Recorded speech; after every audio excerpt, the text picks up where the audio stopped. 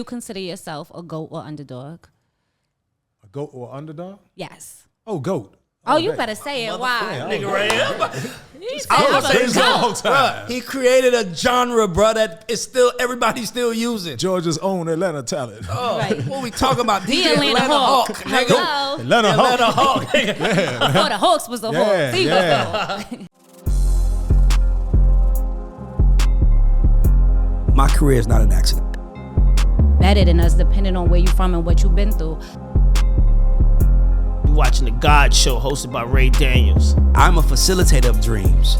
I am not here to take you to your dream. Too much money in a record deal can really enslave you. King Damon, formerly of the Underdogs. There's only 2 of those. This is Wendy Day from Rap Coalition. 106 in Park was created by me. I created the show for Bow Wow. We the guys that cut the checks and made checks for people. You watching me right here on The God Show. On The God Show tonight. God bless America.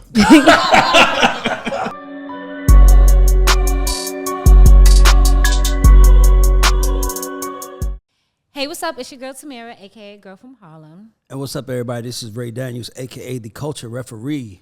And this is The God Show. And today we have a legend. I don't know where to start. I'm gonna call him the Atlanta Hawk, though. A legend created. How about this? You ever heard of Latin trap, trap soul, trap capital? I heard they working on a TV show called Get Me to Trap Street. All that shit started by the man next to me. Oh, yeah, they need to come see me about that. Yeah, hold on now. DJ Toomp. Everybody get up for DJ Toomp. What up, though? What up? Thank you, thank you, thank you. Hey, thank you for having me. DJ Toomp is a legend, someone very important to my career. He doesn't even know it. Back in the day, I had an artist named Noah, and you know, Toomp had the sound everybody wanted, so you couldn't get, Tip had him on lock. Tip was like, you with me. So I was like, Toomp, I was lying my ass. Toomp, I got a deal on the table. It just need one Toomp beat. He was like, man, I got you. And then we did a record called $1 Million Mission in the A. Okay. And even though that record never came out, that DJ Toomp co-sign in 2005 was enough to get him a deal. And you don't even know that shit. Didn't have a clue. So I just want to tell you thank you. So Tamira, let's get to the show. We got the legend Toomp here. Let's go. Okay, so Ray always speaks about the importance of kind of, if you create something, putting a name to it. I think that's one of the big things. Like when you guys made trap music, you actually identified it as trap music. So tell us a little bit about that process. Did you know you were about to make something so legendary to hip hop? Honestly, I knew we were bringing something different, but what made us decide to call it trap is when I would say when Dope Boys in the Trap took off. Out of the whole I'm Serious album, that was the one that everybody was leaning to, was Dope Boys in the Trap. You know what I mean? We ended up putting it back out on mixtapes or whatnot. And it was time to do the next album, on Atlantic. And we decided, like, shoot, you know what we've been doing. I mean, and we put some mixtapes in between the time as far as after Dope Boys in the Trap. But a lot of those were trap songs, you know, speaking about hustling the streets and whatnot. So we decided just call the new album Trap Music. And basically we structured the album like on some NWA stuff, you know, like taking them, you know, at the beginning, getting chased by the cops, running through, you know, hustling on the block or whatnot. So, yeah, so when we put that brand on it, trap music, I mean, we didn't know there was going to be a genre. That was just the title of the album, actually, you know. If it wasn't, what would you do differently, what you know now? What you mean? Like, that shit is a verb. Like literally when you're in the studio working with a pop artist, they'll be like, you know, I want pretty melodies, but I want trap drum. Like, it's a verb, bro. Yeah. Start off as a noun. You're right. It's an action now. You know what it is. Yeah. But yeah, I mean that's the beats, the 808s. But what's funny though is it started off as the subject matter. You know, speaking about hustling. You know, getting money out here in the streets. You know, not even just drugs, just trapping out. You know what I mean? So. That's when we basically, you know, just started basing everything around that, because that was the lifestyle. You know, I had one foot in it. Tip had one foot in it. You know, that was what everybody was doing, like in the early 2000s. You know what I mean? Folks in the music business was making music, but it might have had some other things going on. So we figured we were trapping out. We was trapping. Yeah. And so everything was based around that. And I would say, actually, how many years it took when I started hearing other stuff that they started really... I don't know. I think it was a multitude of things. I think Bryson Tiller calling his music trap soul. Right. I think when the Latinos decided to call it Latin trap rather than just what was the genre of music that Daddy Yankee and them was doing? Reggaeton. Like it was like like they didn't want to do reggaeton. They didn't want to do traditional Latin music. Right. So Latin trap. Okay. Trap to me became AKA black, AKA El Negro. I don't want to say the N-word because like it became that to me. It became the sound. Yeah. Negros. Like I want that Negro. Like when you say with that Negro sound, I want trap. Yeah. Give me that. It was a nice way of saying it, right? Yeah. Right. All right. So both of you guys are Atlanta natives, right? So tell me a little bit about the music industry and Atlanta energy. How did trap music change the energy? Can I jump in? Because we Atlanta, so I want to ask you a question. Did y'all go to the same high school? No, we didn't. Okay, what high school you went to? I went to Thorough. Okay. If he went to Banneker, I'd have lost it again. I went to Banneker. Had a heart attack. No, but listen. DM Thorough, how to be exact. I want to ask, because I understand what you're asking, but I want to be a little bit more direct. Okay. Okay, so I come to Atlanta, 1991. Where'd you come from Atlanta from? I come to Atlanta from the Bronx. Okay. Bronx. 1991. Okay. Yeah. And I come to Atlanta, and the star of Atlanta is Kilo. Oh, yeah. So when did Atlanta go from Kilo? How did we get from Kilo, Raheem the Dream, Hitman Sammy Sam to trap music, which I will say is probably still on its run 20 years later? Well, you talking about as far as me or sound. just but you are a part of the sound though. Yeah. See, what's funny when you think of Atlanta hip hop. And I think I heard Jermaine was saying like I was, he was producing for a while, but I was the first one really doing hip hop. Yeah. We were kind of, when I was producing Raheem stuff, we were kind of like, aiming at the kind of New York vibe. You know what I mean? He was kind of like some LL type shit back then. Using big words and whatnot. I mean, of course. New York. Anytime you say New York, you're going to jump in. So we've kind of reaching into that from Raheem the Dream. You know what? Raheem the Dream, I don't know. That was just a regular A-Town record. But then we did Eliminator. He was definitely in his LL bag, using a few big words and whatnot. But then I would say, like you say, Kilo came. But that's when it was more like up-tempo. Yeah. But a lot of that came from when me and my man Mike Fresh went down to Miami. Yes. See, we produced Shadi album. Yes. The Come and Correct album. Come on, shake it. So whole legend in here. Let's go. Yeah, whole legend in here. Let's go. I graduated from high school, 87, I went to Miami. So we basically went down there kicking it with Clay D, Magic Mike, Eric Griffin, a lot of the producers down there because that whole bass thing, the up-tempo bass music. So we brought that back up here. With this whole Shadi thing. So you bought the Kilo sound basically to Atlanta. That's what I wanted to get at. Yeah, we responsible for that whole. You shaped Atlanta sound twice. Yeah, twice, 2 times. 2 times. Yes. You do it once. Look, come on now. Twice. Like come on now. 2 times. Come on, you shaped Atlanta sound 2 times. You shaped it in the 90s, and then you let the Crunk and all that other shit live in the 80s. Did it again. I mean, the 2000s, but then, you can't. Yeah, you know what? I just thought now that you mentioned that, that's real. So the whole Booty Shake movement, that came from, we was linking 2 SB-1200s together back then or whatnot. And, tempo was like no less than like 132.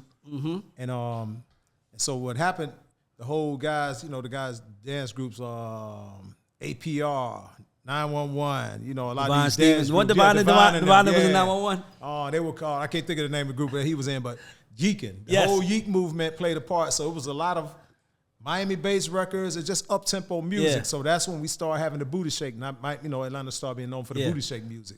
But a lot of that came from the Miami bass, and we brought that up here. Yeah, I'm going to tell you something. I like to talk about important songs from the city. Yeah.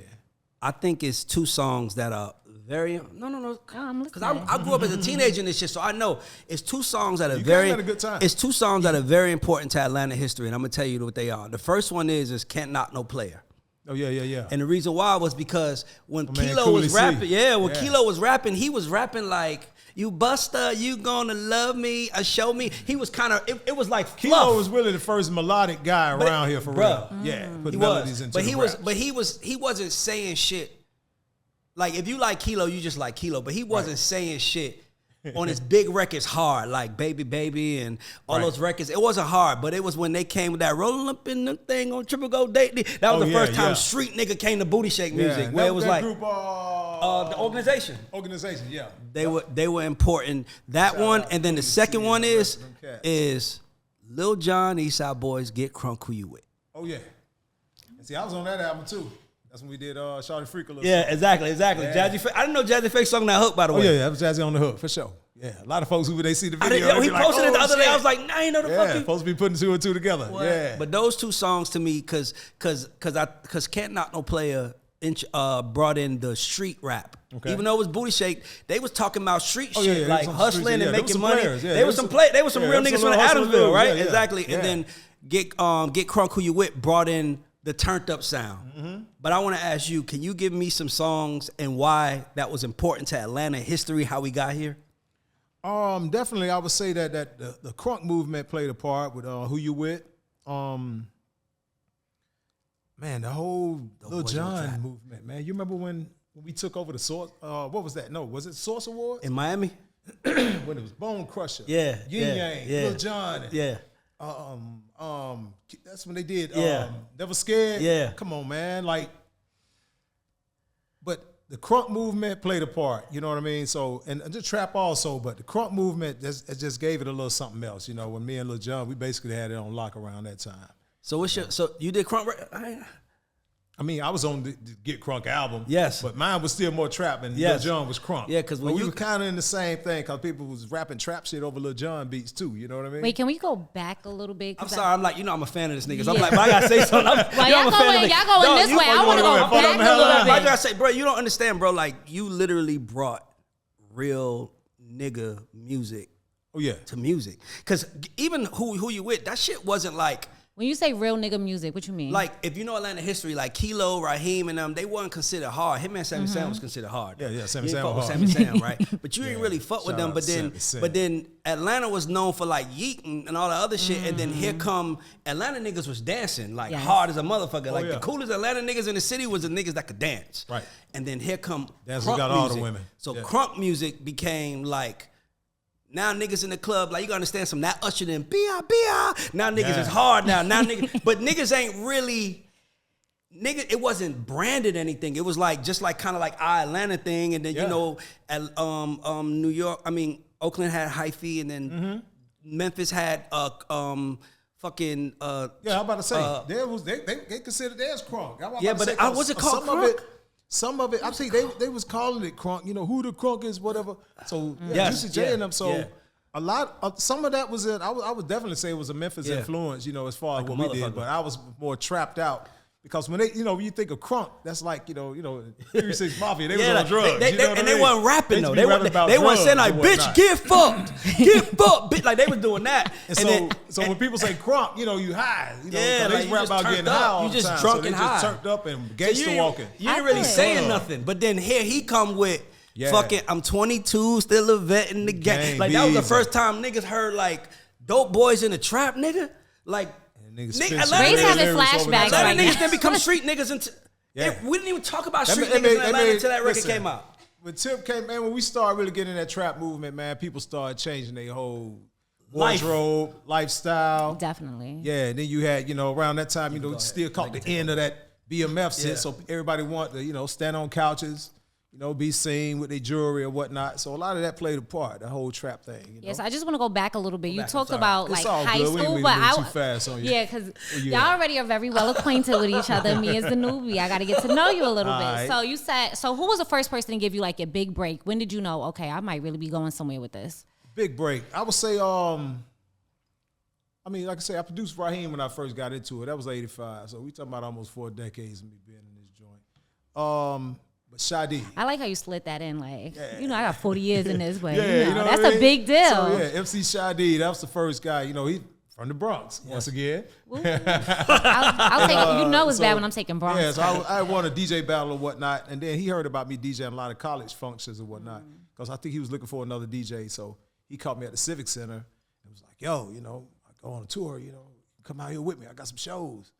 See, I'm used to going, out of town and coming back the same night or maybe the next day, but he thought since I was DJing college events, he thought I was out of school, so I had to wait till I graduated to go on tour. like, you know hold what I on mean? now. So, yeah, he showed me this big long schedule, and next thing you know, that was my first break, really, getting out doing shows with folks like NWA and everybody who was out in 88 you could think of, we had shows with them, Yeah. toured with them. How So, important are DJs to artists' live performances and just their overall career? Well, sometimes they try to make it like it's not important, but it's still important, man, to have a good DJ, especially if you got a good one who really understand how to rock the crowd, to organize the playlist, to put the whole show together. When I was DJing for Goody Mob, I put the whole show together. Oh, wow. We should go in this song. We should go in the cell therapy right here. You know, so that's the part I play with them. Yes, a real DJ definitely. play that part. Yeah, because I done been to now you concerts where you see the DJ drop the ball, don't drop the song at the right time. Yeah, It's off yeah. sync Nah, and stuff but like that. he curating this shit. He's organizing it. It's See, I was way actually different. a battle DJ, so I got routines. I used to win. Yeah, I used They to don't do get that down. anymore.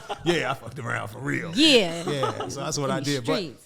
But you know, you got guys now, they just hit this thing called the instant replay. Look like one of these machines in here. They just hit a button and Absolutely. the song is there, which is simple. But Oh, you was a crate DJ. You was out but here. I was actually, I'm on the turntables for real, you know, with a mic, you know, filling in the gaps or whatnot. So All right, so then how did you start transitioning more from just kind of playing the music to making the music? creating it, shoot, really after I've been loving music since I was a kid. You know, I was dropping needles since I was since the 70s. But never looked at it as from the DJ perspective or the production, but I was always reading album covers. But I was always, and at the same time, I think my ears may be cut a little different because I used to hear music a totally different way than everybody in my classroom. You know, Wait, no, explain that to me. So what do you think you hear when you... Just like at the end of PYT. That, I used to always say, oh man, it sounds like some chipmunks. They were like, we don't hear that. I'm like, you didn't hear that little shit at the end of the PYT? Like, you don't hear the chipmunks? Yeah. And now I end up sampling that on Good Life. You know what I mean? You know, me and Kanye. So it's almost like I just heard, I used to always hear certain parts. First time I heard Planet Rock and it did something, I was like, oh man, I wonder if I could make that different. So I started playing around on the pause button, you know, learning the count of a BPM of a song, and spinning the record back and starting it over, doing like some people in a studio would call it splicing, but I was doing it with a cassette deck. So that's when I knew it, like understanding the count of music. I used to dance a little bit too. Me and Sleepy Brown, and we used to pop rock in middle school. So I understood the count. Of music. So once I really got in front of a drum machine, first one I got on was a DMX and a drum emulator. And that's when I produced Raheem the Dream. Because I used to beat on the desk at school a lot. So the rhythm was there, period. So Born with that. And 85, 86, that's when I realized I had some production skills. Yeah.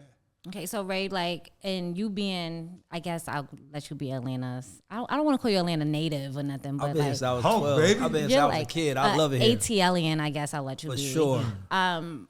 When you think of him, what's the first song or like first memory that comes to your head? Okay, so when I think of Tomp, I think about Tip. But I think about 24s.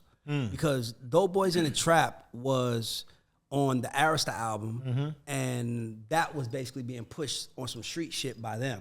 Yeah. Right? So then they Arista signed. LaFace. Yeah, so he left Arista. Everybody knew he left Arista because Tip, if you listen to his first album, he tells you who he is. This little arrogant nigga from Bankhead. Yeah. I'm gonna get into this shit. You know, Tip was like the first Atlanta nigga that could rap. Yes. Like he had the line, if to play me, hey, he gonna need a track from Jesus featuring God and Jay-Z. That was like All my player partners pulled me to the side. everybody was like, boy, your little nigga crazy. that little nigga was like you gotta remember, everybody else was like rapping about hard shit, and he said that, and it was like, yo, this. But then it was like on a Neptune's record. Atlanta ain't a Neptune sound, Exactly. So it didn't work. Shout out to KP brought KP. Pharrell Shout out to in on that. KP Yes, because sir. you know he got to play the New York game. So it was like every Atlanta nigga had to play the New York game. Right. Tip Yeah, was the did. first Atlanta nigga that played the Atlanta game. He did. Like, because one of the sneakiest things y'all did that if you got to be from Atlanta to know is that when JD and Luda dropped Welcome to Atlanta, niggas in Atlanta really, you know, that's why you laughing, you know where I'm going, right? Niggas in Atlanta really didn't, like we fucked with it, but we knew it wasn't I didn't us. like it. That was for y'all. Yeah, we loved it. That was a song. We was jamming. No, that was a song letting out of towners know where you from. Yeah. And then they dropped When You In the A.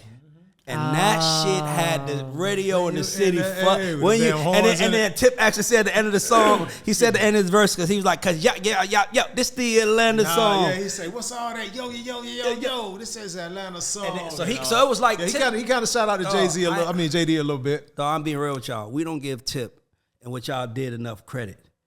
Because Sometimes I feel everything y'all don't. Atlanta, we gotta have that. Yeah. everything Atlanta.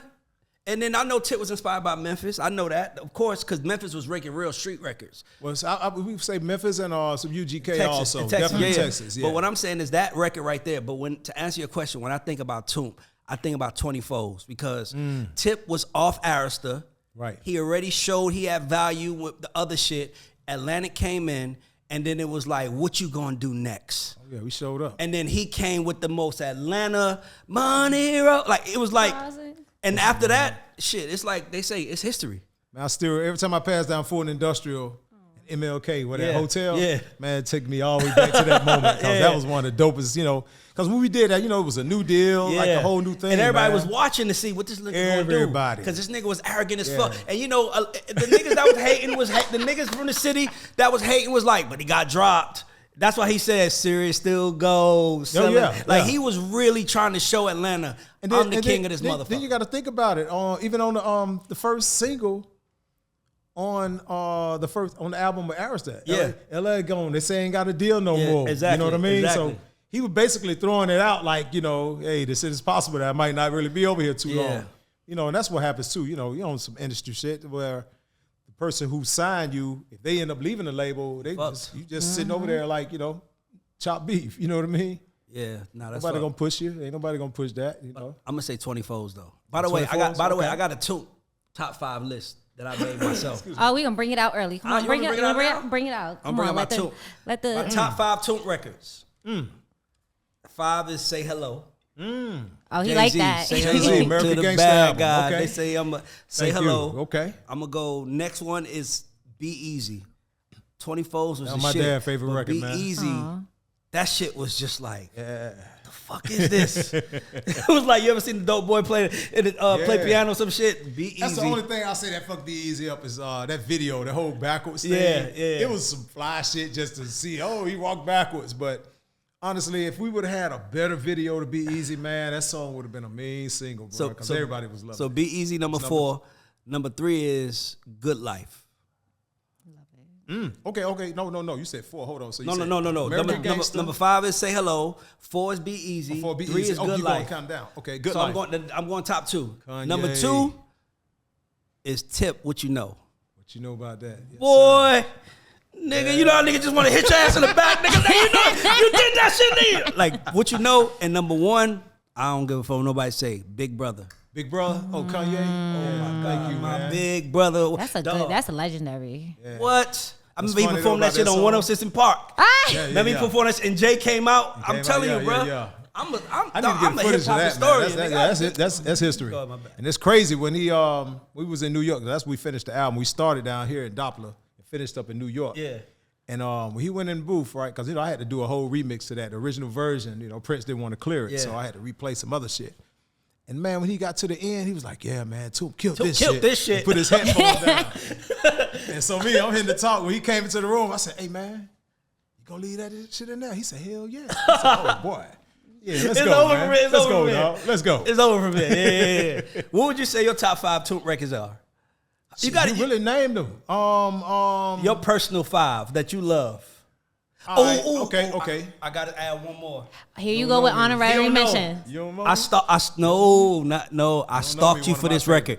This is a record that only real A-Town niggas know. Oh, here we go. You don't know this. I don't know. I stalked you for this record. Fucking Big Country Kane. Some platinum chain. Still country. What? Yeah. That shit sound like some shit straight out of Pimp C. That shit sound like some UGK shit right there. All day, I'm sorry, bro. I love this nigga. This nigga, I'm a fan. Thank you, dog. That Big Country record was What? hard. That's still one of my favorites. I remember stalking you like, bro, you did that. He was like, you know about that? Yeah. That shit hard. Sample that shine. Yes, sir.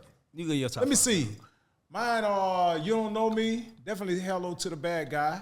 Can't Tell Me Nothing. Well, that's 3.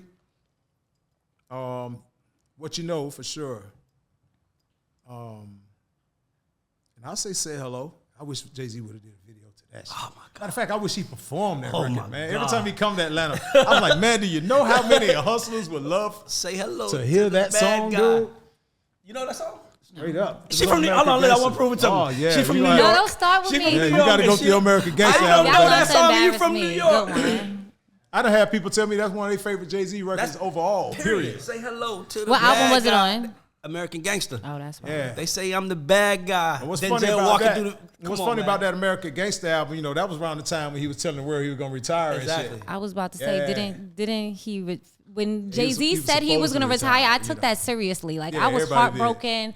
Me and the Black album had a moment. And then he came back, and I was like, see, you doing that Michael Jordan shit. Yeah, I got a sneaky phone call from my man, Big John. He said, hey, man. He said, man, I know you got bread, man. Going to pay your way. Going to get your hotel up in New York, man. Go get you on this American Gangsta album. Because, most time the label pay for the flights and everything. So, I flew up to New York and did my work.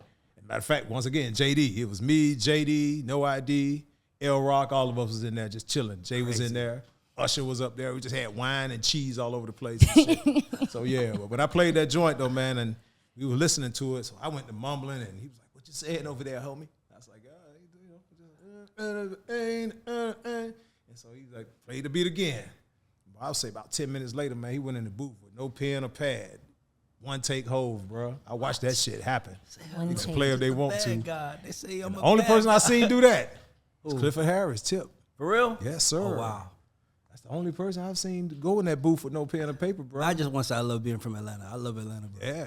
Yeah, so much culture here. But we spoke a little bit about loyalty and stuff like that. So so as a DJ, right? So Ray says how T.I. had you kind of in a lock. Like, people were like, that's T.I.'s DJ. Yeah, like, we not messing with it. How do you kind of balance working, stepping outside of those relationships and not, like, being looked at as disloyal or kind of like, how do you balance that type of relationship and make sure you still brand yourself? And that's a good question, right? Because sometimes most producers, we have our playlists. We might have you'll have different folders. You have, okay, this is what I'm gonna play for the big time artists, and this is what I'm gonna play for these type of artists, this is what I may play for R&B or whatever. So I used to have to just balance out, who I'm gonna play, what tracks I'm gonna play for who. And there's been times where Tip done picked out something, like, yo, man, I like that one. I got that one put to the side, but somebody else ended up picking it, and I had to really balance that shit out, because really with what you know, 8 Ball and MJG had that track at first. Ooh. It was a song called Alcohol, Pussy, and Weed. Oh, they done wrote the song and everything. Oh, yeah. It was a good record, but I figured it couldn't go but so far with that title. Yeah. Alcohol, Pussy, and Weed. I was like, okay, what would the clean version sound like? And they really was like, they don't even think about clean records. Yeah, man. I'm like, how are you gonna play this on the radio? I'm trying to hit 106 in Park. I'm trying to get in rotation on every station. You know what I mean? And then Benzino. Oh, and Baby did a song to it. I can't remember the title of it. And it wasn't too good. Did you have to get them new beats? You had to make new beats for them? They end up just, they got upset with me. Benzino got on my case a little bit. Me and him cool now. People like, man, I done put you in the source. I was like, yeah, you put me in the source. Y'all interviewed me, man. You didn't put me in the source, dude. Y'all coming to fuck with me anyway. Exactly. I'm Toomp, nigga. Yeah, come on. And they end up not doing it, but with 8 Ball and them, they took it a certain way, but then when they heard it, it was like, hey, man, that shit jamming. Hey, man. And I'm going to tell you, Khaled called me from Miami. I can't remember where he was DJing. And he said, Toomp, I don't even know how he got my number, dude. He hit me, he was like, yo, man, hey, hold on for a minute. He put the phone down. He said, yo, watch what happened when I cue this shit in. He said, hey, y'all, new T.I. again. So he basically played it like 3 times. He said every time he ran it, man, the crowd just go crazy. And I heard that shit on the phone. He said, boy, y'all got one. Nigga, came. And I'm gonna tell you what's funny about that record too. So that's one of them songs I definitely am glad I gave it a tip. Right. Honestly, for real. Because that song opened up so many other doors. Yeah. So sometimes you got artists who can, get a little stingy with their producers and whatnot. But, I'm glad you gave that one to him. I had to move around though. I definitely had to move around because I had so much to give to the industry for real. That was my goal, to really produce as many artists as I could, especially the ones I've been seeing on TV most of my career, So, yeah, I definitely want to cover the world with How did you go from being a fan to producing the tracks? Really, just loving music, because that's a good the part about it. Once I really started playing around with editing and DJing, and I became interested because I started learning the breakdowns. Real DJs, we understand the intro. You can't mix 2 records with vocals, the breakdowns, and so I started understanding how you structure a song. The intro, the hook and all that shit. And once I really got the studio played around, like I say, it was the love for it. I wasn't trying to make money. I didn't do it because I didn't have anything else going. It was just the fact it was a hobby. And so, I just fell in love with it. What's your mindset when you go into like a room with someone like, all right, so like Tip, you met Tip when he was young, right? Yeah. So you and Jason and KP, 19. y'all kind of was like, y'all was cultivating the sound together. What's your mindset when you go in a room with someone like a Ye or a Hove or one of those guys that you like, damn, like these dudes don't need Toomp. You know what I'm saying? Yeah. Like, what's your mindset? At first I was thinking that, but the fact that how Ye was had reached out once. Matter of fact, when we was working on trap music, Ye had like 3 songs on trap music. I'm doing my job. I know I'm just doing my job. We were at Patchwork, and Ye was like, hey, man, he had told me 2 times, he's like, man, I want you to come here and hear my album, dog, working on. He said, man, I'm rapping too, man, I'm telling you. I said, yeah, I saw you on MTV or whatnot. So just the fact that he wanted to hear what I thought, I was like, all right, he ain't really just locked up into his shit. He's really open for opinions and everything. So, and that was the Through the Wire when he did all that stuff. So with cats like Ye, what makes it easier with him is that he's a producer also. Yeah. So my main thing when I got with him was like, let me just sit back and listen. Yeah. I'm gonna you ask me some questions, I'm gonna answer, but wow, I'm just soaking the energy up. And once I really sat with him, like 2 days, I already knew what he wanted. Just from the conversation we were having, just different songs he was playing, just ideas. Even when we go through samples, he was like, yeah, I want to do something with this one day. I'm like, oh, okay. Yeah. Played the Michael Jackson joint. We played around. He was on the MP 2000 back then. And I was like, all right, you know what? We're going to do that, but we're going to time stretch it and get it in the right key as PYT. That way we could build some beautiful music around it. Yeah. Boom. Man, we had John Legend try to put a hook on it. A few other artists. Then T-Pain came in there and nailed it, dog.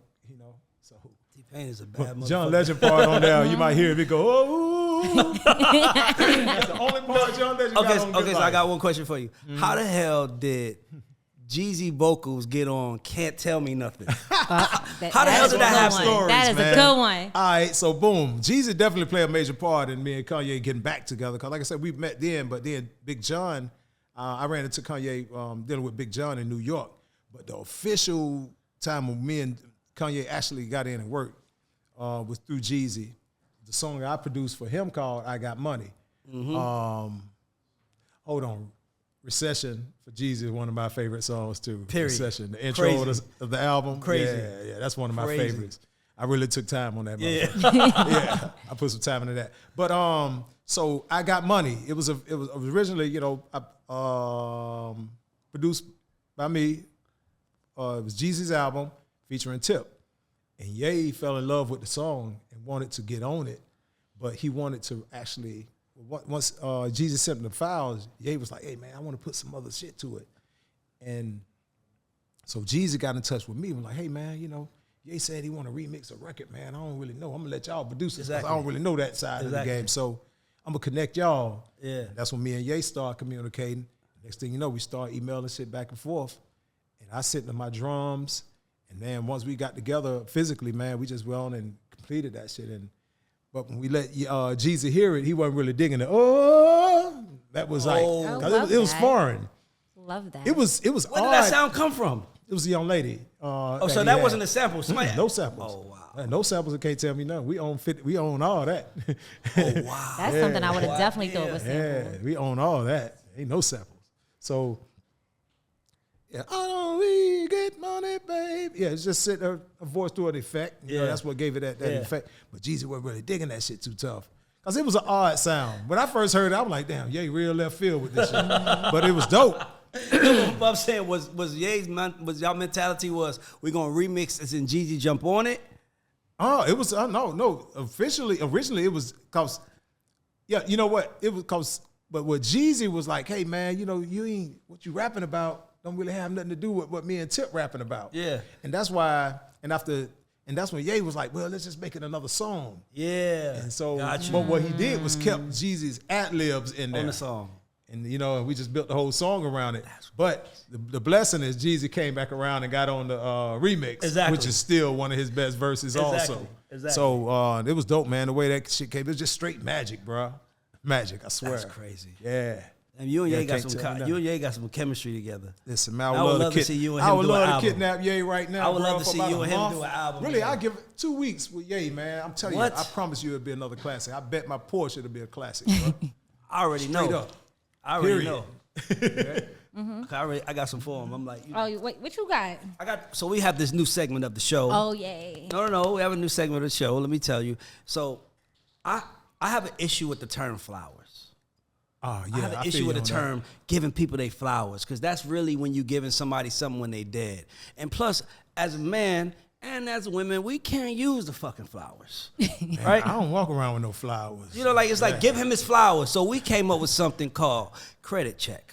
Okay. Right? Credit Where check. we want to give credit to people that played a role in your life and in your career, because we could use credit. If you give me credit, I could take that credit and go get something else with that. Damn right. And I got a problem with the biggest part about our game I like the concept. Thank you. The biggest part about this game is that Tip gave you your credit. Tip stood with you the whole time. Oh, yeah. But a lot of these people, artists, are not giving motherfuckers credit. Because if you give me credit, I could take that and go leverage it and get something else. That's how we last in this game. Yes. So the first part of the credit check is really you giving credit to people that you, like if you wanted to shout out, like here's the people I want to give some credit to. And then the second part is thanking the people that gave you credit. Because who shouted you out? Who played a role in Tomp being here? So we call this credit check. Okay, who gave me my credit? First one I would say is Raheem the Dream. He's DJ to it. Money he's earning. Vacuum records at the tables are turning. You know what I mean? Fire. Tomp scratch and expand to a level that's grand. That's when he was on his LL shit on the Eliminator. So Raheem was first. Got to give him his credit. Yeah. And I actually did the label, the artwork on the label. You know, I drew DJ Toomp and Raheem with some hands coming out the turntables. Yeah, you can pull it up on YouTube. Yeah, that's my artwork. I used to be doing graffiti and shit too. Fire. So credit. Who gave you credit? So Raheem gave you credit. Yep, Raheem. Who else gave me? You talking about as far as like a real shout out on the Just record? like period, huh? Kanye gave you credit. Yep, he gave Tomp me killed credit. this shit. All right, my man Scotty ATL gave me a shout out on In the Clouds. Shout out to Scotty ATL. Yeah, He got Scotty. the grills now. Yeah. He's doing good. I'm proud of Scotty. I'm proud of him too. Who else? Glasses Malone. Nice. Out of LA. Yeah. He gave you credit. Tomp, Tomp. We got Tomp in the kitchen, girl, you know, with him and Akon. Yeah. He shouted me out on that one. Nice. But for some reason, the MTV and the BT, they used to take that out. I think they might have thought my name was a drug reference or something. Because every time he say I got Tomp in the kitchen, they thought he was talking about some drugs or something. So they kept beeping it out. I'm like, man, what y'all doing, man? my goddamn name. Hell yeah. That's why it's important to have real black people. Come on, man. You know, it's a nickname that'll never leave. You know, Tomp. It was Toompy at first. Let me see, who else? Gave me my credits. Oh, not even just on a record. I would say, man, Tony Mercedes gave me my credit just by even showing me love and showing me the game. And that's really where my first royalty check came from. Tony Mercedes, by putting my name out, out there and letting folks, know that what I bring to the table. Shout out to Tony Mercedes. He DM'd me after the JD show. But see, here's the thing though. That's funny. I'm glad you brought that up. See, this is the whole point of this clip, is this segment, is that Tony Mercedes hit me in, because JD was saying what he was saying about Chris Cross being the first group to go platinum and him being the first guy. He was like, man, I had the first record that was on Hot 97. That's a fact. But, people be in the darkness, man. Like, all that people want is just credit, man. Yeah, like, just because that shit make, like, dog, I don't know about you put this on there, but we saw somebody that JD shouted out. He's taking that shout out from the God Show and running ads, saying come get consulted by me. Dog, but you can't get mad at that. At one clip of JD saying, I'm gonna take the clip when he said that I was doing hip hop before him. I'm use all that. Exactly. Yeah, I got a whole little. But that's the shit that makes us last in this game. Now it's cool to say your name. It's cool to say your name. So who would you want to give credit to, like behind the scenes, that you like, yo, shout out to this person. Man, Big John Platt, for sure. Man, rest in peace, Shakir Stewart. John, right? Oh yeah, Big John. Shake played a major part. He was really going hard for some DJ Toomp, dog. He was responsible for my song deal at Def Jam. I did 2 song deals.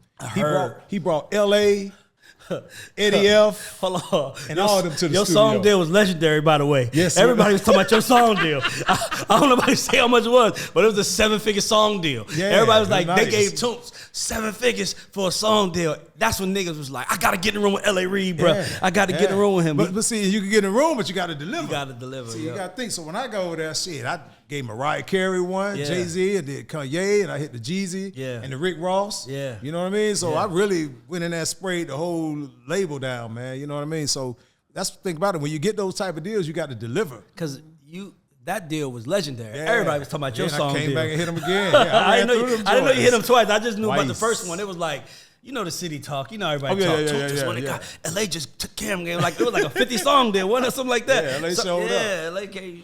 Did you feel pressure to have to live up to that? Because I know we kind of say if you have those big kind of deals over you, you kind of. Well, he was established already. Yeah, bro. it was cool. Yeah, it wasn't really too much pressure because I had like folder. I had a gang of shit just waiting. It was just about getting me in the room with the people. That's how it is even to this day, you know. Some people say, hey, send me some music. I don't like sending music. Let me come sit with the artists, you know what I mean? You're a get real the vibe. producer, though. Yeah, and if they serious, I pay my flight out, fly wherever, Miami, LA, let's go to work, you know, New York. That's what I was gonna ask you. So, do you make music for artists, or do you kind of make the music and then send it to artists you think it should go to? What I do is just make music for myself, really, first. And it's based around just how I feel. It may be a certain influence. I may be in a 80s mood. I could be in a 70s mood. And sometimes I could be like in a classical mode. You know, even when you think about 24s. You know, I just found that out. Yeah. That was a sample from something back in like the 30s Well, or 40s it was, or something it was like that. it was similar. Mine just did something else at the end. Yeah, you know but what I mean? you know, it's just it go dun dun Yeah. dun dun dun dun dun dun dun. But I went to dun dun dun dun dun Yeah. dun. Yeah. You know what I mean? It was a clip where they was like, who did it better? Then they showed Drake. Yeah. And then they showed Tip. And then I was like, what's the last one? Then Yeah, it they was like reached out some to us to guy- get that cleared, Yeah, too. For real? Yeah. Oh yeah, that was fire. That was Yeah. fire. So it's about how I feel, and then sometimes, you know, if somebody mention a specific artist or particular artist, I may go listen to some of their music, and you know, I just catch a feel, especially if it's somebody I'm not really familiar with. But then sometimes too, you can really fuck up by trying to predict what they may like based off what you heard on their last album, because they Right. might be on something totally different. Yeah. You know what I mean, on that season or that year. So Yeah. a lot of times it's just, you know, I just be thankful that I got something in a playlist that can appease whatever flavor they ask for. How do you stay relevant? You said you got 40 plus years in this game. How are you because music is completely different now, even sounds, the systems, the everything. I'm gonna tell you what really, first thing, like I said earlier, is the love for it. You know, like if I didn't have the love for this, I would have quit first time I got fucked around. You know what I mean? I've seen a lot of people from Atlanta to Miami, LA, people who really, you know, they might go through a bad experience with a label or whatever. Next thing you know, they'd rather go to the post office or the airport and say, fuck it. You know, selling all their equipment. Opposite for But Ray. I actually was in love with it already, and it was a hobby, so I didn't get in it to make money. And it's fun. So, and I always just keep my ears to the streets. You know, even at 53, I still like tune in on the other stations and see what's I going on. have a question for you because I'm from New York. Do you think drill music is considered trap music?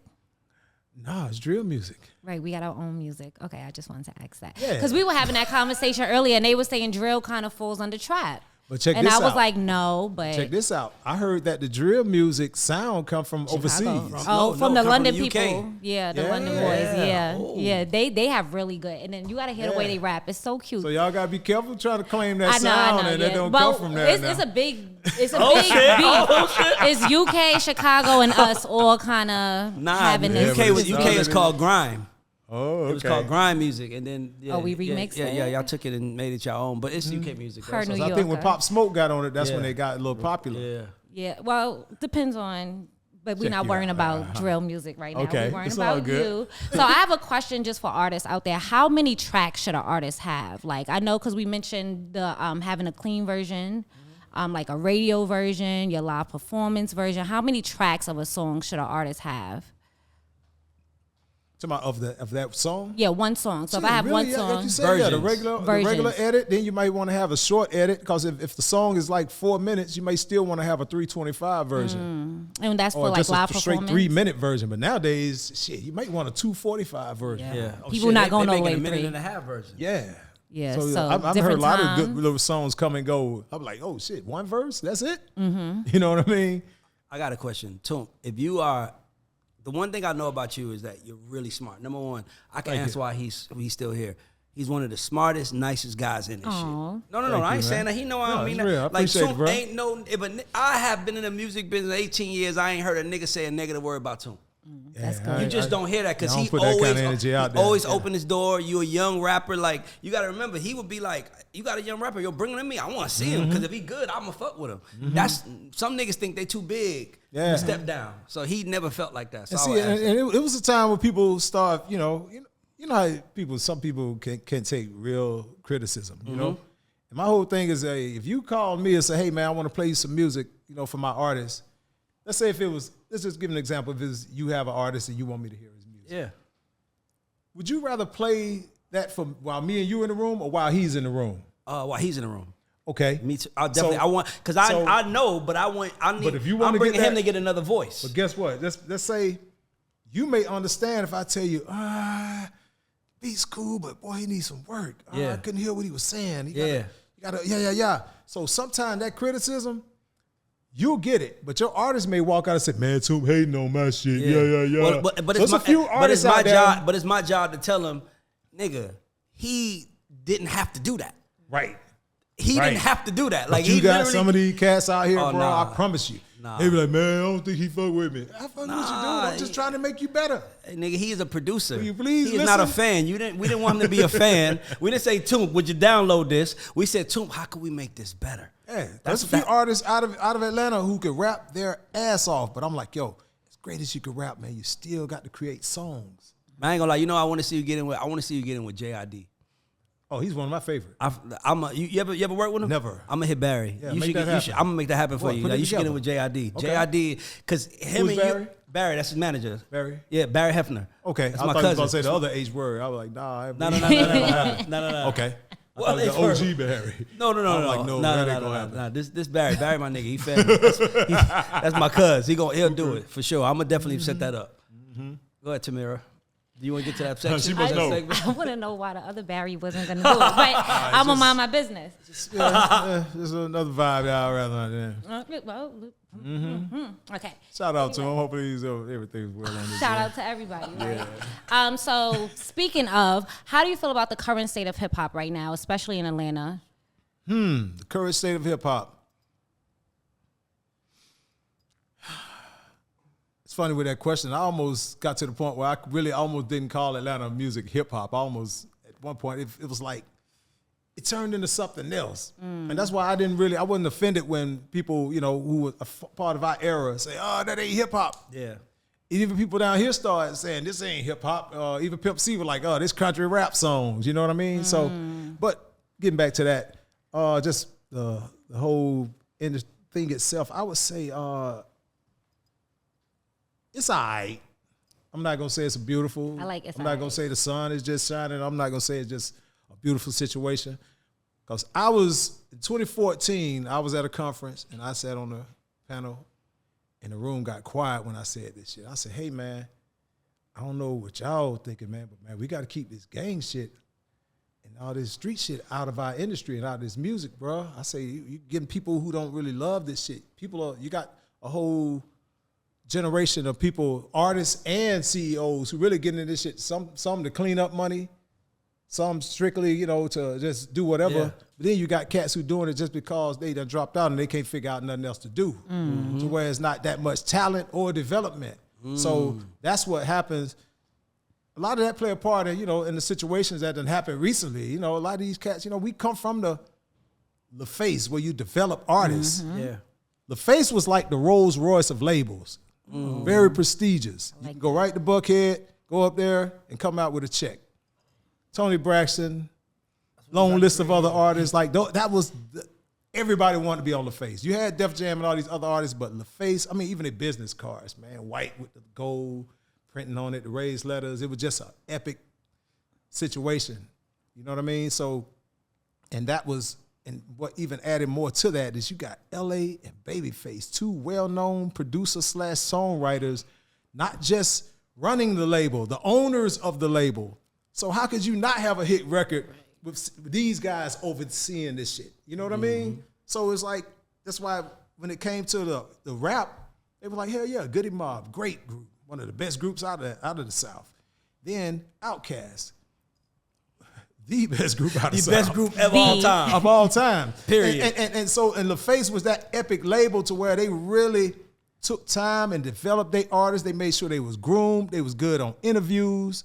They moved around like gentlemen. That way you ain't really hear none of them getting into no shit back then, because they really took time with their artists and who they pick and choose. But now, where we are, and I said this first. I said this first.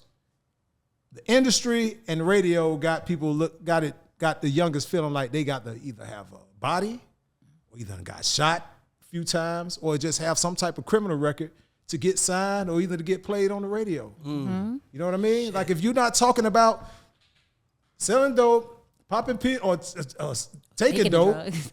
Yeah, selling drugs or taking drugs or putting something in a woman's mouth, or just talking about killing somebody, you're not gonna get no airplay, or you're not gonna get signed. I'm gonna tell you something. I have a theory. I want to see how you feel about this. I say the new rappers today are the children. They're the crack babies. Crack babies, babies. They're the crack babies, because back in the early 2000s, they was rapping about selling drugs, and now in 2023, they rapping about using them. But they rapping about using them because they moms was the ones that was getting the drugs sold to back in fucking 2000, early 2000s. Yeah, you got a lot of that, yeah. So they like, it's a whole nother level. So where we are now, like I say, I would love to see it, clean up a little bit. You know, it's. So what's the game missing? What we missing? What's we missing? What's the key component? Artist development. I was about to say, OG. See, I think the big problem is that they only respect who got money. They don't care where it came from. Right. So like, just because you got more money than somebody don't mean they got more life than you. Right. And they can show you right from wrong. So I think you thought about who you were signed to when you were signed to LaFace. Right. You were signed to a nigga that live in Alpharetta, wife made us a star, babyface star. So you kind of think to yourself like, man, I ain't about to fuck this shit up, man. Hey, keep that shit away from here. Yeah. But now it's about who got the most money, and it don't matter. Yeah. So now you just showing up like, bitch. So now the richest motherfucker, he might not even be the best leader. That's real. He might not be the best boss. He might not he might not pay his people. He might not give a fuck about the well-being of people. And because he got the most money, he's the leader. And that's when you see shit going down the trash. Because I got street dudes that was signed to me, and I'm telling you right, hey, I don't give a fuck what you do. If you do anything that I think gonna come back to this bitch, I'm going home tonight, too. Hey, man, that's what I'm gonna see my kids tonight. If you doing anything that's gonna fuck up what I'm doing up here, listen, man, don't come up here and tell people you with me. I come from the era to where the CEO of a label didn't have no problem going on tour with the artist, because it wasn't no beef, it wasn't no drive-bys. You'll go on the tour bus, you'll see Luke. You know what I mean? You'll see goddamn Baby out there with the rest of the Cash Money. Period. You'll see Tony Mercedes out there with his group. We be on the tour bus. We might take a flight out, do some meetings and look at the schedule. Be like, they're gonna be in New York. Okay, I see y'all in New York. But nowadays, I wouldn't want to tour with no artist, man. Hell no. I'm funny. Some people are like, man, you ever thought about DJ? I'm like, if I DJ, it's gonna be for an artist that's around my age. Big Daddy Kane or some shit. But I don't want to tour with no little young dudes, man. Hell no. Unless somebody like a JID, somebody who just real neutral, clean, and got their head on right. You know what I mean? But JID and them are in business with a dude like Barry, who is a street dude that's like, I ain't playing that shit with y'all. That's good, man. And that's what you need. You need real OGs that call you out on your bullshit. Yeah, that is what hip hop is missing. Make that happen. I got you for sure. Yeah. You ready? What you? Yeah. So you kind of mentioned it a little bit. You spoke about your first check. So your first big check. How did you? You said who gave it to you, but how'd you spend it? Like, what would you have done differently with your money in your career overall? Well. You done blew the bag. No, I had a cool safe. You know what I mean? I still remember the combination and hold everything. On now. So, yeah, but where'd you get that from? How did you come in financially? Oh man, just getting it, He said, I ain't losing this. You know how Ray said I got my first check, I got scared. I ain't going back. So the first thing, you know, I played around a little bit, you know, being in Miami and back and forth. I just met a lot of good people who just understood how to get other money, you know. So it was just filling in the gaps. But then right around the time when that Dr. Doolittle check came, because it was from the Dr. Doolittle soundtrack. What's crazy, it's from a song that has never been heard. It was way at the end of the album called Push 'Em Up. Me and this group called Eddie Kane and DeVille. If you can pull the video up on YouTube, we was like on some puffy bad boy shit with these bright colors and close on the camera type shit. So that song, got to keep in mind, that album that may have sold like 4 million, maybe 5. I think it was the Aaliyah record that really led it. So that brought a nice check. So once I saw a check that was more than what I had in my safe, that's when I took my feet out that other side. Yeah. So, but that check sat for a minute though. I still was like looking at it. You know what I'm saying? We talking about from 85 to 1997. I didn't see a royalty check till 97. Wow. Yeah, so I really went to college like twice. Damn. Maybe 3 times before I saw a check. So, shoot, I was already flipping cars. I went to flipping like Acuras and Hondas, and I got that check. I started flipping Mercedes and Porsches and shit like that at that point. I go to the auction and just buy and sell cars. So you use music money to still make some money. Yeah, to make more money. Yeah, I started buying more equipment, you know. So yeah, I started flipping in cars and whatnot. You know, I wasn't really, it was some cool money. It wasn't enough to open no store and no shit like that, but it was enough to go to the auction and make a extra maybe $10,000 a month or whatnot. You know what I mean? Just flipping cars. Cool little extra. Yeah, so I was already doing that, so I just took that money and went crazy. If you talking to an 18-year-old Tomp, if Tomp is 18 with your mentality and you a producer trying to come up in this market today, what do you do? Like, what's your mindset going into that as a producer, 18-year-olds? What would you do? I would focus on placing my music on film and TV as well as of artists. That's really my main goal now. You know, like I say, I'm real selective about what artists I even want to sit in the studio with. I ain't trying to sound fucked up, but you know, man, niggas be having guns everywhere, man. Got this dude over here rolling blunts. He got 8 bodies. This dude over here got bodies, and another gun over there. And here comes somebody else pulling out something. They just sitting it there like, I don't want the atmosphere. But so if I would really be focused more on, just scoring and, you know, soundtracks and whatnot, you know, and real particular about it. And back then, like I say, I didn't see a royalty check till 97. I definitely would educate myself, you know, a lot more. You know, I ended up reading the Donald Passman and Kasif book. And that's when I understood the whole sync fee. Got you. You know, so yeah, I definitely, I just stay smart, man. Okay, so I'm gonna ask both you guys this. All right, you ready? We doing our top 5. Run it. Who's the top 5? I'm gonna do artists and producers of trap music. So top 5 artists of trap music and top 5 producers of trap music. Okay. I tried to make a list, but Ray kicked me out because I didn't know what real trap music was. Okay. So. I'm gonna do this without mentioning myself. Yes, you cannot mention yourself in these lists. I'm just fucking with you. I'm not gonna do that anyway. What we got? So what we gonna do? Producers first? Let's do producers first? Yep. Producers. Ray started going on his phone cheating, trying to look up producers. I know that's what No. I got my list written down. It's the wrong phone. I got you. Let's go. Got Drummer Boy. Ooh, love Drummer Boy. Friend of the show. 808 Mafia. Of course.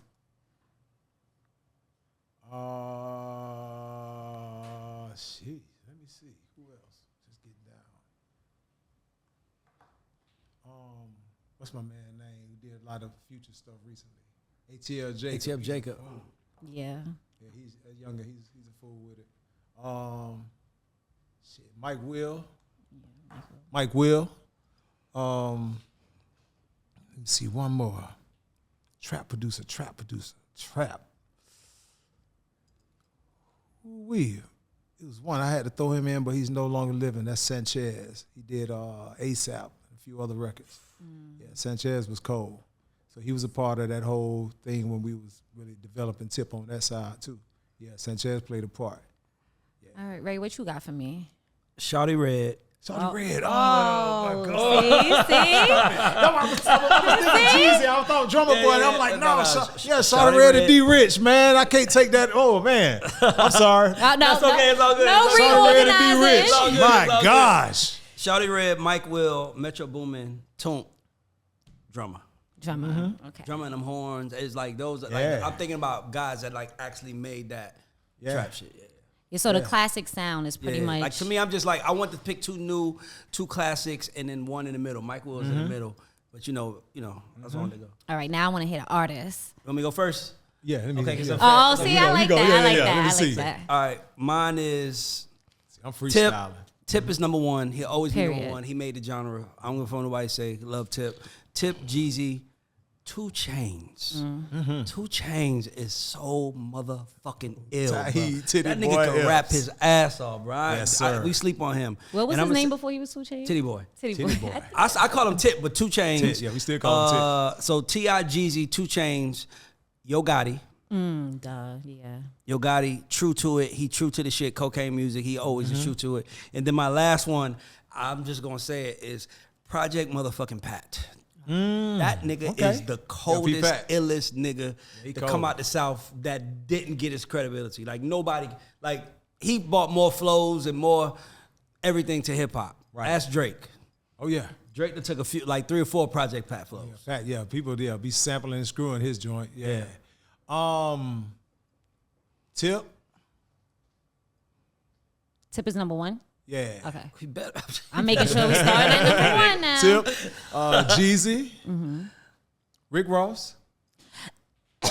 Excuse me. This is why I got kicked out the room. No. I said I got kicked out the room I didn't. when I said Rick Ross. I didn't see Rick Ross as a trap rapper. That's why I said. I got kicked out. Every day I'm hustling, and it's a few joints. He I just gotta was give like him- Rick a Ross was just like, but Rick He was Ross rapping could- about that hustling. and Hustling. shit. But Rick That's what I Ross said. could He gave me the rap. motivation. Like I would have That wanted nigga to I'm could telling rap. you, well, That Rick Ross he could rap his ass off. That's the only difference. Yeah, he can rap. You know, But shit. Rick Ross Him and counts as Tip trap can rap music. their I just ass wanna off. say He said it. That's it's Yeah. a definition. Go ahead, Rick So Ross. let's see. That's 3.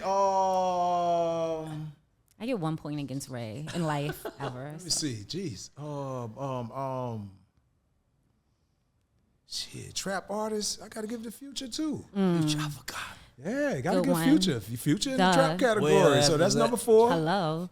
That nigga's. Number 4. Yeah, definitely got to give it Future. Meathead. Yeah. Let me see. Who would be number 5? Jeez, that's a hard one.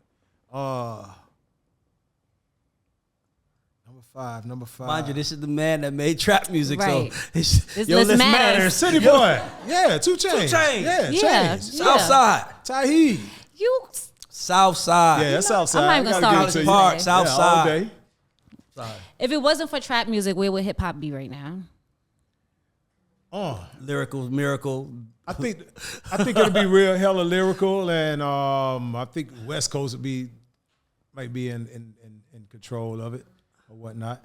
Yeah, they might still have their hands on it, but right now, shit, the South got something to say. We still saying it. Oh, I like that. You gotta say it. So you ready to go to it? No. Put your money where your mouth is. Oh, are we doing that right now? Let's Let's go. Okay, so I explained it to him already, so he already agreed. This is our first time doing it. So we have this new segment called Put Your Money Where Your Mouth Is, right?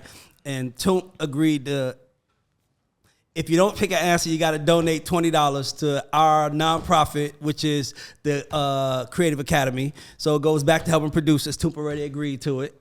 It's only $20, ain't shit. Yeah, I agree. So, But it's per question, But so. it's all questions. So this is your way of because if you don't answer, we didn't want to make you drink. Everybody does that. It was like we wanted to make something else that represents what I we just are. drink water. Yeah, Oh, nah, but now you want to just drink. So yeah, so we wanted to do put your money where your mouth is. So we're gonna give you 3 options, and you gotta pick one. to sign. You gotta pick one to sign, drop, develop. All right, sign mean you gonna put your money on it. Develop mean you need to put some time in it, and drop mean you know what the fuck drop mean. You gotta pick one. You ready? Put it out there? Oh, drop. Drop Get 'em out it. there. Drop means I are don't the want nothing to do producer. with you. Sign them, develop them, or just drop drop 'em. them, send them home. Ooh, boy. That shit hard. All right. This is our first time. Let's go. So we're gonna go first. Gucci Mane, Jeezy, Tip. Who you signing, who you dropping, who you developing. Or you could just $20 to the academy. So I got to say what I'm gonna do with each Yes, one? you No, should. You got to say who you're gonna pick. sign. Sign this Okay. one, drop this one. Oh, I develop signed this too. one. Okay. Okay. Who you dropping? That's Who the, you- who you that's the developing? question. Who I'm gonna develop? Yes. I would develop. I develop Gucci. So you're we dropping dropping Jeezy. Jeezy. I guess it's not an answer. So, yeah, I guess, I want He $20. said, I guess. No, he Yeah, said, I that's guess. what it is, Dropping yeah. Jeezy. He said, I All guess. right now. Yeah. All right. So the next one we got The next one. 2 Chainz, 21 Savage, or Kodak.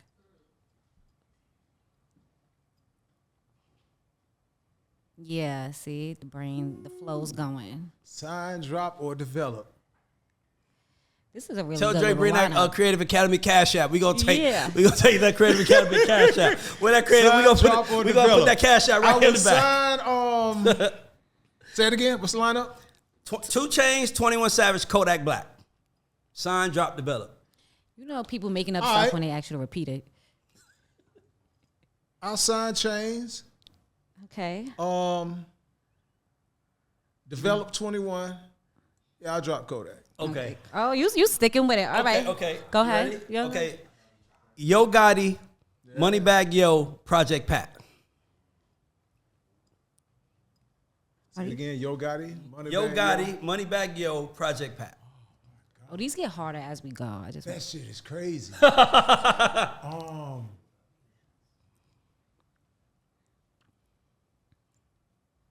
Ray, who would you do? No. This ain't No, him. he got scared. I He said, gotta "Ho, carry this Ray, one. Ho, Shit is hard for Ray." him. I don't even want to answer. Yeah, I got to carry this one through the airport. Let me see.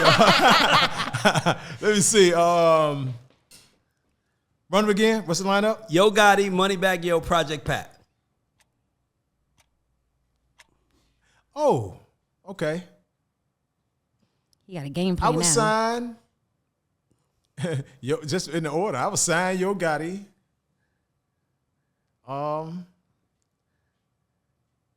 Develop Moneybag Yo and drop Project Pat. Okay, all right. You ready? This one gonna be a little hard.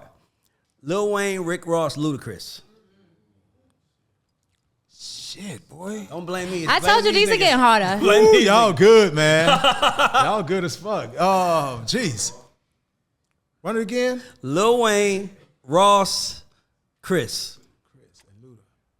Lil Wayne, Ross. Ooh-wee. I would sign Wayne.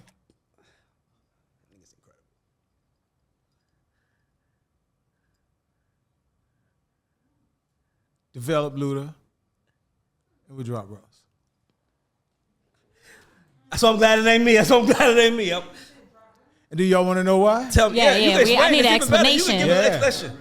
Well, see, one thing, even with the first ones, but I don't want to go back. I just zoom in on these. And the way I'm looking at it is based off of how they've been moving. See, with Chris, we talking about music and we talking about movies too. Oh, you got a game Think plan about, over think about there. the career, you know, in the span. And just like we were saying, Project Pat, he was older, and he really don't even fuck around no more. No, we talking about in their peak. And they peak. Pat was cool, but he was more of a feature guy. I never Okay. really caught a solo Okay. Pat record like that. He was Okay. more. I like his verses on features. So we talking about them at their peak, in their peak moment, like, and you're a producer, so it's like you get Yeah. to, like, this is you, like, you walking in the label, they like, which one you want to sign, which one you Yeah. gonna start up, like, Yeah, Luda. It's like if it would have been more like I wouldn't want to answer that one. I ain't gonna lie. Yeah, it's one of them ones now. All right, you ready? It's one of them ones. Nicki, Doja, Cardi. Fuck. They just don't get easier here. Wait till you see the last one.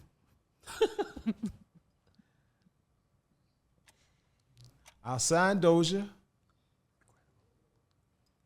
because it's more than just rap. The girl can sing her ass off, and she's willing to go in a lot of other Yeah, she's creative. places if you could, if you take her there and say I should go there. So I'll sign Doja. Let me see. Time old question. Nicki or Cardi? Wee, boy. God. Oh, Dre, we got some money for you. Shit, yeah, man, them kids. Yeah, I gotta take care of them kids, man. I'm taking them kids. Yeah, I'm taking them. We got $20 for the Crib Academy. We got them kids. Take care of the kids. All right, cool. All right, we got 3 more for you. All right, cool. Playboy Cardi, Lil Uzi, Lil Yachty.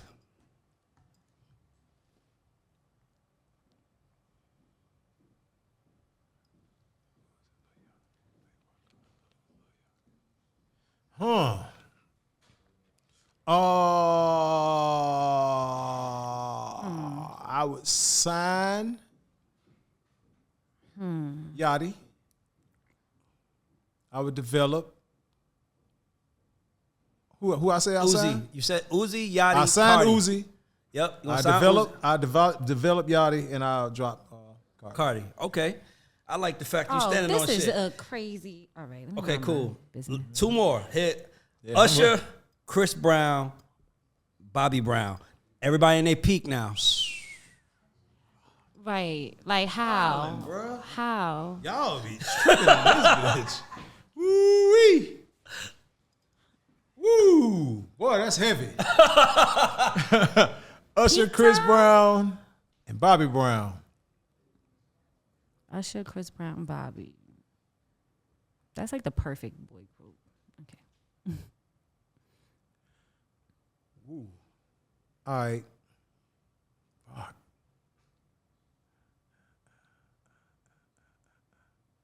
All right, yeah. Shit. Oh man, I gotta take care of them kids again. We up to 40 for the kids. We up to 40 for the kids. All right, Big cool. money. All right, last one. I think we're gonna get to 60, y'all. I think we're gonna get to 60 for the last one. No, this one is Let's hard. see. This one, I couldn't answer this one. All right. Kanye, Jay-Z, Drake. His eyes got so big just now. I seen it through the glasses. Kanye, Jay-Z, or Drake? Sign, develop, or drop? Oh, shoot now. Feed the kids. They starting a campaign over here.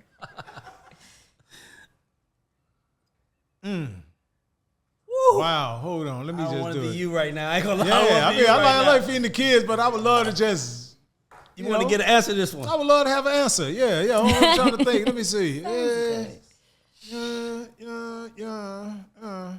Yeah, them kids got to eat, man. Yeah, them kids got to eat, bro. 60 for the kids! 60 for the kids! Yeah. It's a music program. They Shout out to got the Creative O2 Academy. publishing sometime in the Yeah, future. man. Yeah, They we got to O2 get them kids publishing. right. I have not really, yeah. Yeah, All right, I think we stressed you out enough. So before you go, we got to ask you, because this is the guy show, Oh, yeah. do you consider yourself a GOAT or underdog? A goat or underdog? Yes. Oh, goat. Oh, you bet. better say it. Why? Nigga right here.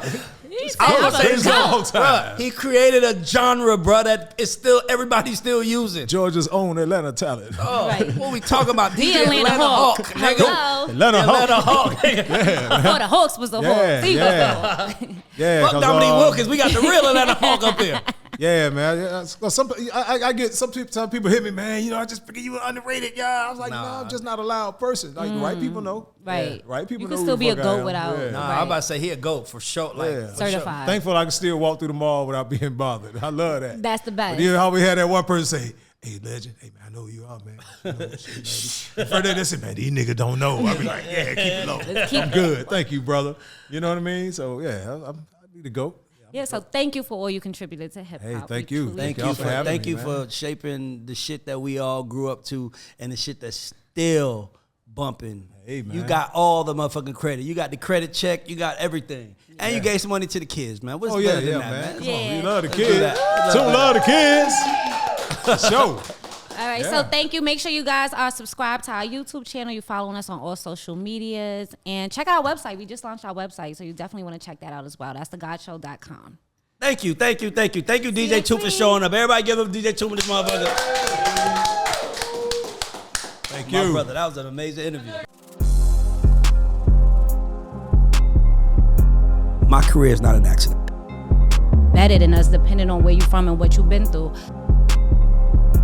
You watching The God Show, hosted by Ray Daniels. I'm a facilitator of dreams. I am not here to take you to your dream. Too much money in a record deal can really enslave you.